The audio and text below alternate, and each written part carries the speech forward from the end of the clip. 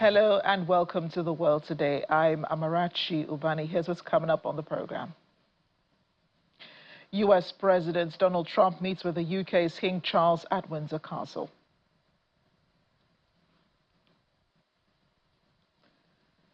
Thousands flee Gaza City as Israel intensifies its ground offensive on the enclave. Plus, Mexico celebrates 215th independence anniversary with a huge parade in Zocalgo Square.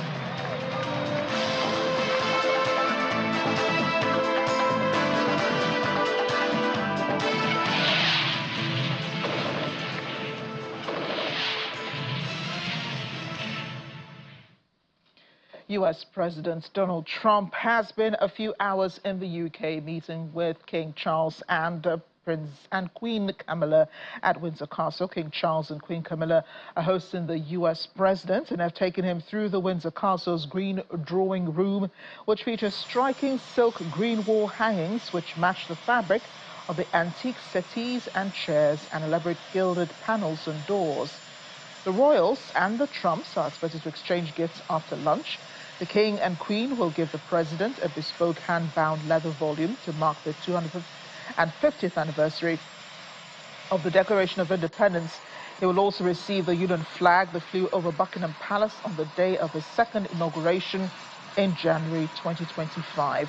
They'll give the First Lady a silver and enamel ball handcrafted by Northern Irish artist Cara Murphy and personalized Anya Hunmarch handbag.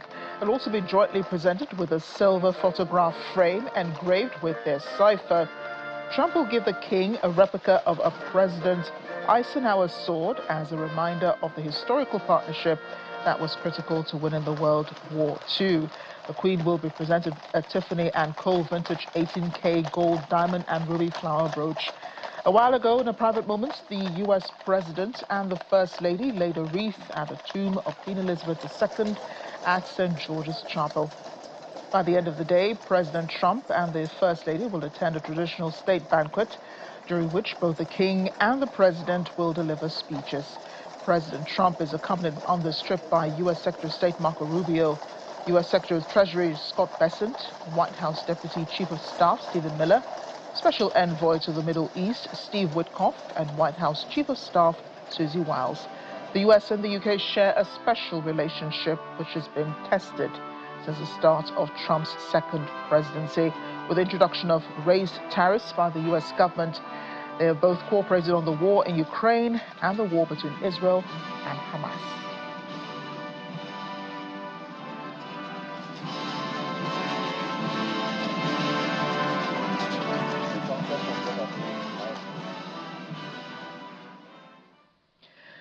Joining us now is legal practitioner and political analyst Oluyinka Oyeniji. He joins us from East Midlands. Oluyinka, I take it from the look on your face, you're not excited about this trip between President Trump and King Charles. The president is making a second state visit to the UK. The first time he visited, it was with the Queen. Now he meets with the King. What sort of impression do you think that Trump will come away with from this meeting? You were not right when you tried to read my expression to say that I'm not excited about Trump being in the United States. And nowadays, I'm very skeptical about showing my hands regarding my leanings with the political dimensions in the United States. That being said, that's the first citizen of the world, the president of the United States. That the office is the most powerful on earth today. And the royalty in England is also held in high esteem. So it's not out of place that Trump is visiting again the second time. Trump used to have some kind of relationship with the Queen Elizabeth II, who's now deceased, and he was not in office when the Queen died. So I consider this as some kind of opportunity for Trump to pay his respects to the departed Queen, and then, of course, to further establish relationship with Prince William and Princess Kate. A lot has happened with the royalty in England. King Charles and Kate, who are if you like, being rehabilitated from cancer scare and all of that. The last time President Trump and Prince William's met would have been at the burial of the last Pope in Italy. So this is like a homecoming, if you like, for Trump. It's long overdue, but it's also strategic at this point. Indeed. And the president did visit the tomb of the late Queen. He did that just a couple of hours ago. He was obviously very fond of her. He once said that the Queen referred to him as her favorite president. But how do you think that these visits, especially on state level, how they strengthen the so-called special relationship between the UK and the US? To be honest, President Trump is fond of the United Kingdom, and that could also be because he has some roots in also in Ireland and Scotland and so on. So, in a sense, some even argue that he's got some European blood in him, and the United Kingdom continues to lead the charge in the European Union. However, there's a couple of things that we should put in perspectives, including the trade tariffs that Keir Starmer, the Prime Minister of England, was able to broker with the United States, and of course the stance of the United States with respect to the Israeli-Hamas war ongoing. All of these are topical points which have to be addressed, and like it or not, all of the countries of the world who know what they are doing are strategizing towards the next year already. So don't be, as it is right now on the global stage, it's the economy, the global economy is pretty fragile at the moment, and countries will have to take tough decisions in the first quarter of 2026. So it's also strategic with respect to determining whether the trade tariffs will remain the same. And I think that what Trump has done is a buffer that has helped to solidify Keir Starmer's premiership in England. But how far would that go? Would that remain in place by January? Time will tell. And Trump may at some point just show all his cards to the king. But right now, he's still playing, if you like, the good guy with respect to England being able to get away with fair tariffs at this time. But I don't think that that can be sustained. I know that the U.S. president lives for, President Trump especially lives for these types of visits. He does enjoy, that special moment that he shares with whoever is the monarch in the UK. He's been looking forward to this for a long time. And I remember that the last time the UK Prime Minister Keir Starmer was in the White House, he did bring Trump a special letter from King Charles inviting him to the United Kingdom. So I know that this definitely was a dream come true for him. But there have also been protests outside of Windsor Castle, some anti-Trump protesters who do not want him in the UK. How do people really feel about Trump being in their country? I know that he does have fans in the UK.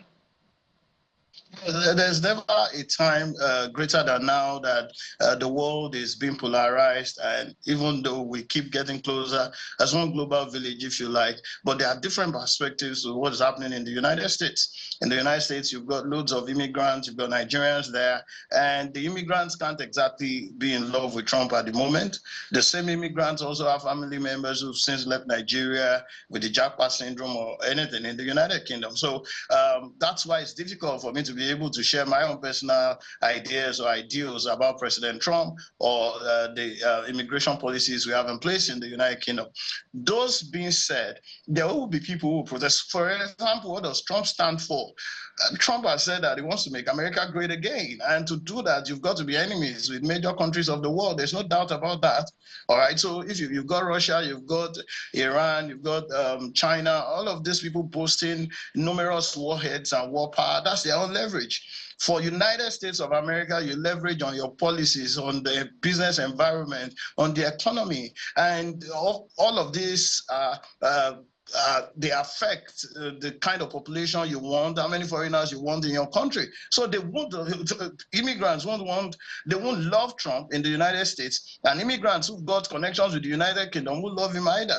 Trump has also said he does not believe in climate change and that he just wants to drill, baby, drill, baby, drill. Those are his words when he was inaugurated as the president of the United States in January. So anybody who is also against doing business that advances climate change will not be friends with Trump. So anybody who says that we should stop drilling, we should talk about sustainability, we should talk about net zero and all of that will not be friends with President Trump.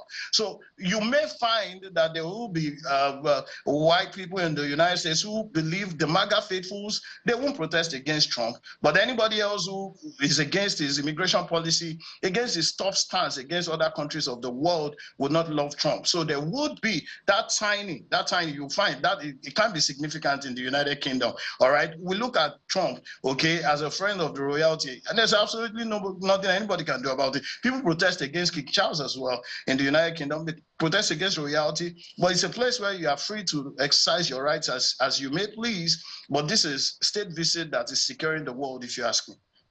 Indeed. Thank you so much, Oluyinka, for your thoughts and also for your analysis. Thank you also for having me. We're in the United States now. The man suspected of shooting conservative commentator Charlie Kirk is said to have left a note for his roommate, according to court documents.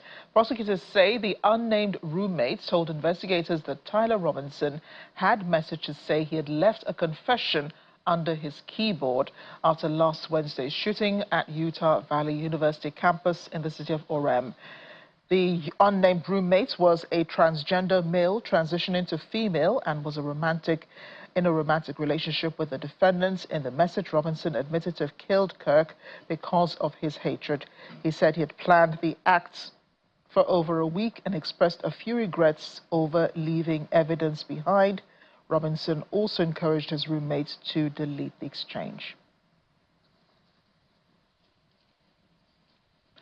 Still ahead on The World Today.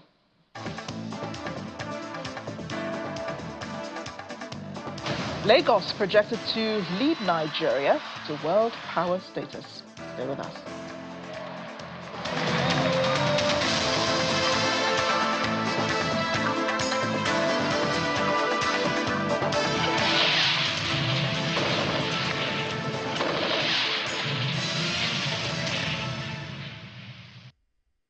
Welcome back. Palestinians have been fleeing Gaza City as Israeli ground offensive continues there a second day. Israel says it aims to free its hostages and defeat up to 3,000 Hamas fighters in what the IDF has described as the group's last stronghold. But the offensive has drawn widespread international condemnation. The leaders of more than 20 major aid agencies, including Save the Children and Oxfam, have warned that the inhumanity of the situation in Gaza is unconscionable.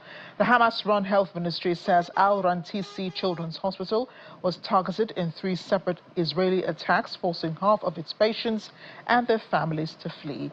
The IDF says it's looking into the reports. Back home, Lagos State remains a leader for development and innovation in Nigeria. It will also lead the nation as it strives to become a world power because it has all it takes to do so. That was a sum of Governor Babajide Sanwo-Olu's remarks as guest lecturer in the first NIIA Distinguished Lecture Series with the theme Lagos and Nigeria 2030, Projections of a World Power. It's a packed auditorium at the Nigerian Institute of International Affairs, one of the major landmarks of Nigeria's history and foreign policy drivers. It is no wonder that such an important lecture would be holding here. In attendance today are the Lagos State Governor, Babajide Sanwo-Olu, the Deputy Governor, Dr. Kadri Obafemi Hamzat, senior members of the ruling party in Lagos State, service commanders, traditional rulers, members of the diplomatic corps, members of the NIIA, and specially invited guests. The Director General of the Institute, Professor Hossa Osaye, welcomes guests by highlighting the uniqueness of Lagos, commending Governor Sanwo-Olu for a number of firsts at the Institute. Lagos is the heartbeat that a global power has. But most of all, Lagos has been the most blessed of all old states in Nigeria with the best forms of leadership. I'm sure that if you count back and look at what Lagos has achieved over the years, you cannot but recognize that at the core of all that Lagos has achieved is good leadership. So today, when we talk about governance and the challenges and how we are going to surmount them, we know that Lagos leads the way, and Lagos is the master of our destiny. Chairman of the occasion, Dr. Diri Awushika, in her remarks says the governor has directed focus on Lagos as a world power by providing security for citizens. Lagos remains the most secured place in Nigeria. I say it with all confidence. Up till this moment, I can go out at 2 a.m. Can't you? That's what it is. And this is something we must be proudly speaking about, because without security, there's no world power.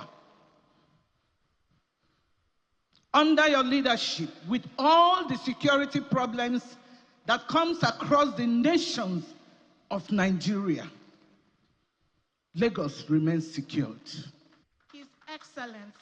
The governor takes the podium, extolling Nigeria's eminence in Africa, her efforts at realizing independence for African countries, Lagos State's vision, which fits into the national one.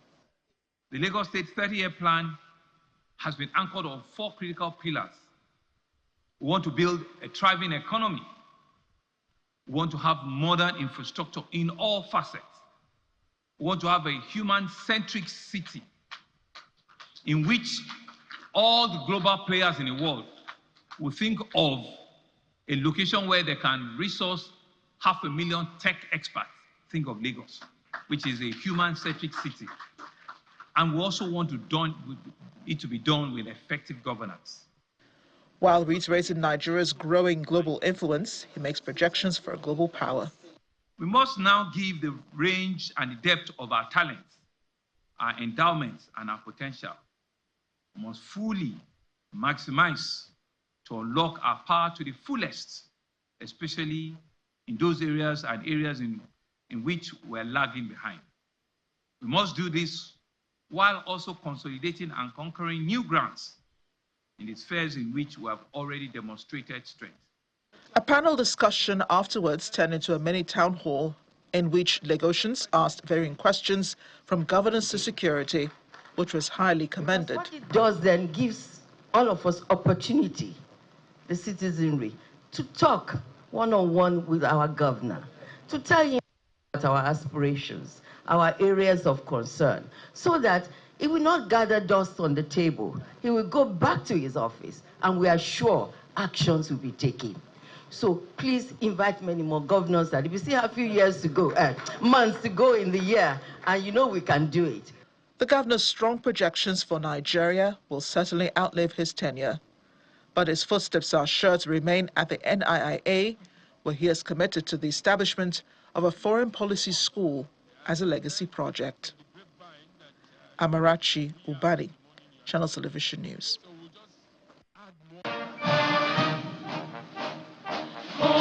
Tens of thousands of people gathered at Zocalo Square to listen to Mexican President Claudia Sheinbaum's speech commemorating the beginning of the War of Independence against Spain as the country celebrated its 215th independence anniversary on Tuesday.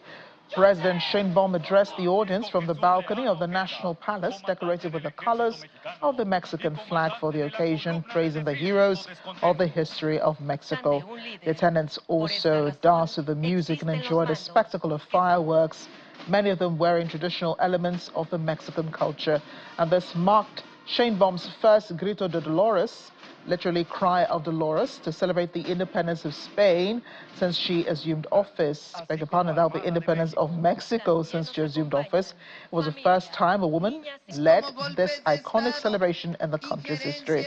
The Cry of Dolores is considered the event that began the Mexican War of Independence in the early morning of September 16, 1810, when Miguel Hidalgo y Castillo when Miguel Hidalgo y Costilla rang the bell of his church, calling people to arm against Spain.